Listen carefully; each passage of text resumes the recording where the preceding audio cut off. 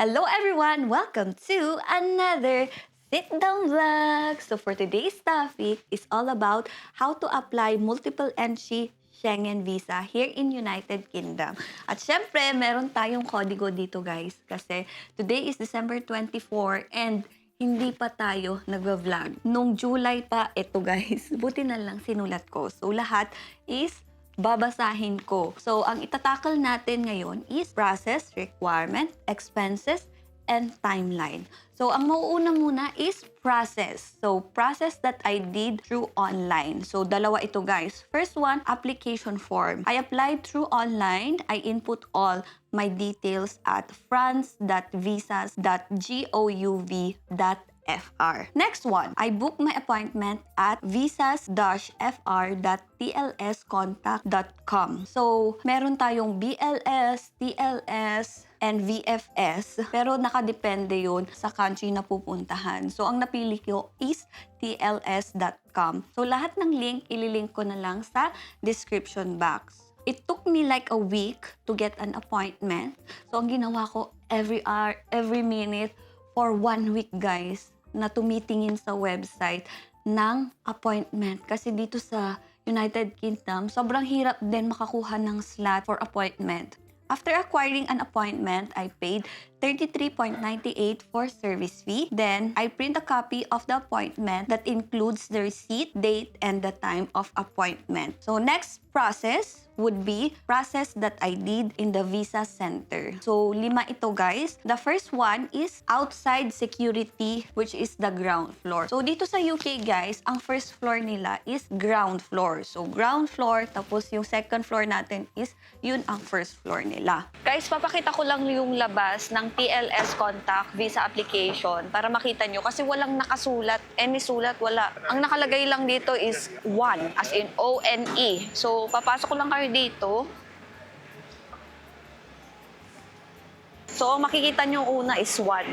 Tapos, andun yung mga floors. So, TLS Contact Visa Application Center. Doon tayo nag-apply sa first floor. So, meron namang mga signage kung saan kayo papasok. So, dahil first floor lang yun, stairs yung pinagamit sa atin. When I arrived, they asked me for my booking appointment details. I recommend you to print it, guys, para mas madali nilang mabasa. The security will tell you if you can enter the visa center because it depends on your booking appointment time. So, yung sa akin, 8:30, meron pang mas maaga, 7:30. So, depende yun kung every hour sila nagpapapasok or every 30 minutes. Ito guys, papakita ko kung gaano ka kapal. As in. Kasi baka hindi nyo na makita to pag tataas ako guys doon. So, ganito yung itsura ng aking application form. Nasa 50 plus po ito guys. Siguro nga pag Pilipino ka ganun kakapal. We chose to apply in Manchester because it's near in our place. So, yun yung pinili namin kaysa sa London. The visa center is called TLS Contact Visa Application Center, Manchester, which is located at 1 Portland Street, Manchester, M1 3BE, first floor. Second process. If you arrive in the visa center, there will be a security again with body scanner and bag scanner. The security asked me for my booking appointment details. So, please be reminded that you are not allowed to bring large item or suitcases to your appointment as they are not allowed in the center and cannot be kept by the security. They will email you these before your appointment. I brought a regular size of backpack and it's fitted on the back scanner. So the scanner for the things we brought is not the usual scanner that we see. Yung mga gamit natin na ilalagay doon sa back scanner, ganito lang siya guys. Maliit lang yung back scanner. So, hindi siya yung parang scanner na ginaganon lang. So, ipapasok mo siya sa loob, tapos doon na nila i-scan. So, hindi talaga pwedeng magdala ng mga maleta kasi wala kayong pag-iiwanan. Third one, there will be 2 counters. We will call it first and main counter. First counter.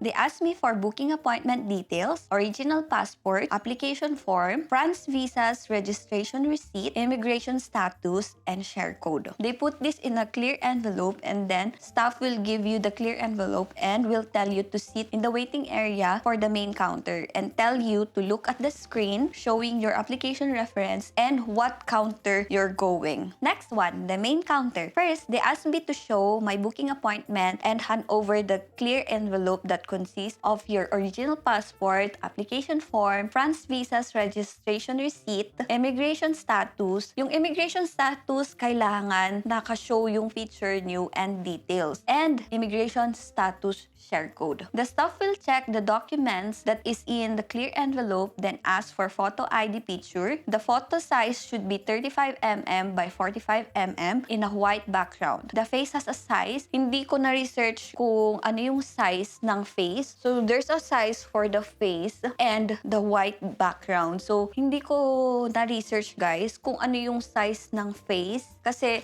ito yung sinasize nila, guys. And then, meron ding size yung white background. Kasi nung andun ako, guys, muntik nang hindi kunin yung sa akin. Kasi nga, ang laki ng face ko. Tapos, naano niya na lahat ng white background. So, the staff will check the documents that is in the clear envelope, then ask for photo ID picture. The photo size should be 35 mm by 45 mm in a white background. The face has a size. Hindi ko na-research, guys, yung size ng face. Pero, doon kasi sa Visa Center, guys, meron silang sizing ng face. So, ito yung sinasize nila, guys. Guys, kung magpapapicture kayo, magdala kayo ng picture and i-research nyo kung ano yung size ng face. Kasi nga yung akin, muntik nang hindi makuha. Pero, buti na lang tinanggap nila. Afterwards, the staff asked for all the documents that I brought. I will explain all the required documents pag natapos na itong process na ito. I recommend you to fix all your documents systematically based on their checklist so that is easier for the staff to check all the required documents. Because of that, it took me like 15 to 20 minutes. Natapos na ako agad-agad. After checking all the documents, the staff told me to sign the necessary documents. Be reminded, guys, that your sign in your passport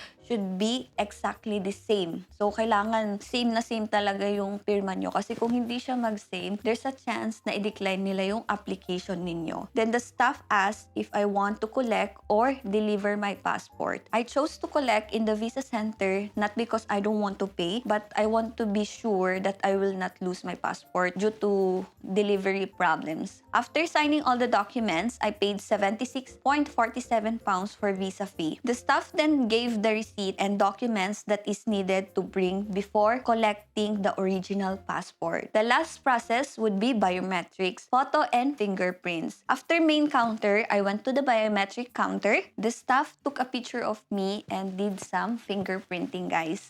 Next one, requirements that I passed. First, original passport, ID picture, 35 mm by 45 mm. Next one, application form with registration receipt, France visas. Booking appointment, passport, bio page, photocopy, immigration status with picture and details, and status share code. Flight ticket with receipt. Ito yung risk na ginawa ko, guys. I booked my flight ticket. Madaming gumagawa ng dami flight ticket, pero in good terms yung ginawa natin. Nag-book talaga ako ng flight ticket kasi baka mas malaki yung chance nag-risk tayo. Nakakakaba to, guys. Pero yun yung ginawa ko kasi kailangan talaga ng flight ticket, guys. Next, travel itinerary. Itong travel itinerary, parang hindi naman sila nag-ask sa akin, pero gumawa ako para makita nila kung ano yung gagawin ko sa day na ito, and yung day na ito. Cover letter. So, dito sa cover letter, guys, naglagay ako ng reason ko kung bakit gusto ko ng multiple entry. Kasi gusto ko talagang yung validity na ibigay nila mas mahaba. So, ang reason ko kung bakit gusto ko ng multiple entry visa is because gusto kong maranasan yung iba't ibang season. Which is, gusto ko ulit pumunta ng Paris ng December para ma-feel din yung Christmas. So, pupunta tayo sa Paris ng September. So, yung September na yun is parang last na ng summer and papuntang fall na or autumn. So, yun yung reason ko. Gusto kong maranasan yung winter sa Paris. Next one, letter of employment. So, itong letter of employment, it should be original signed by the employer, including the job description, salary, and when did I start in the company. Next, payslip. So, ang binigay kong payslip, guys, is 3 months. Bank statement for my debit card, it is 3 months as well. Nagpakita din ako ng credit card na bank statement for 3 months. Accommodation, booking confirmation. Eto na naman, nag-risk na naman ako, guys. Nag-book ako ng accommodation ko. So, hindi ako nagpa-reserve kasi yung reason ko, ang mahal ng reservation, guys. So, kung magre-reserve ako, mas mahal. So, ang ginawa ko talaga, mag-risk na lang. So, nag-book na ako ng flight ticket. So, i-book na natin yung accommodation. Kasi ayokong magpa-reserve, guys. Pero kung gusto nyo, i-reserve nyo muna. Kasi grabe yung risk na ginawa ko. Nag-book talaga ako. And then next one is accommodation receipt. So, pinakita ko din yung receipt para makita nila na original talaga, na nag-book talaga ako. Travel insurance. So, ang travel insurance should be medical coverage at least 30,000 euros.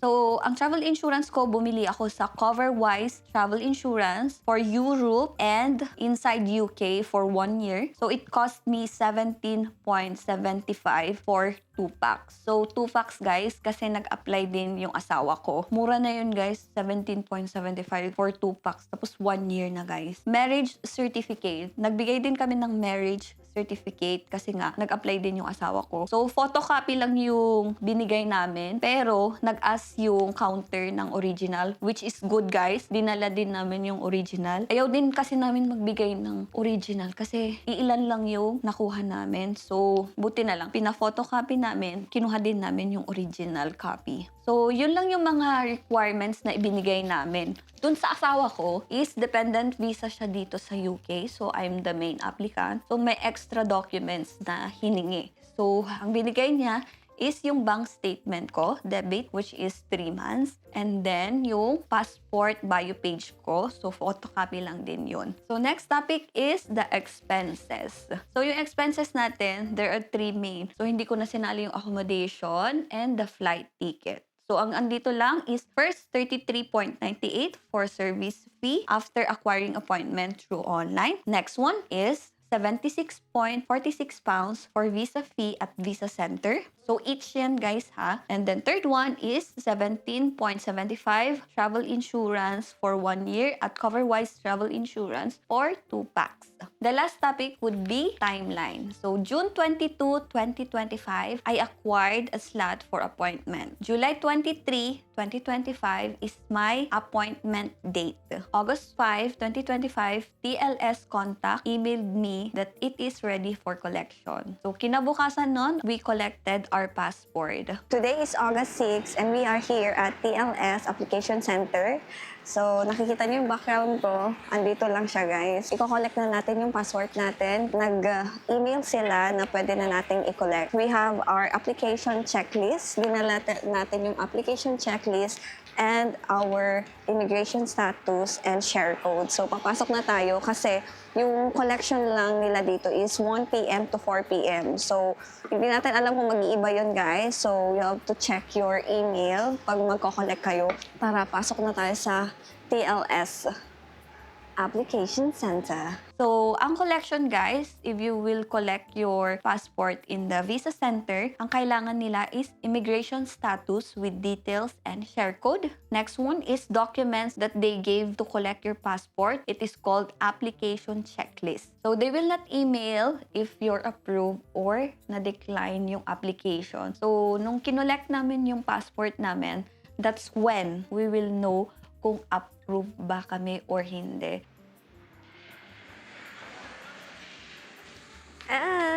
We got our passport, guys! So, hindi pa din natin makikita kasi naka-envelope siya, guys.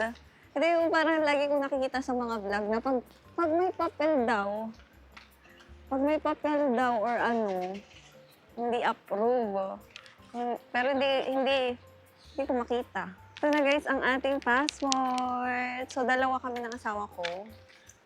So, this one is yours. This one is mine. Ay, baliktad.